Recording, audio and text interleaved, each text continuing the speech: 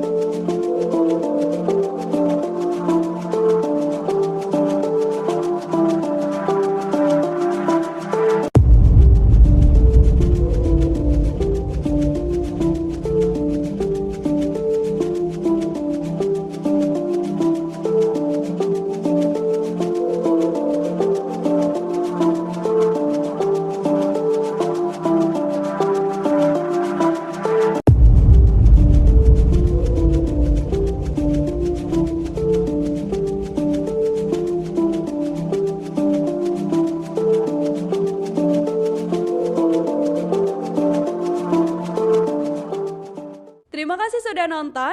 Jangan lupa like, subscribe, dan share ya.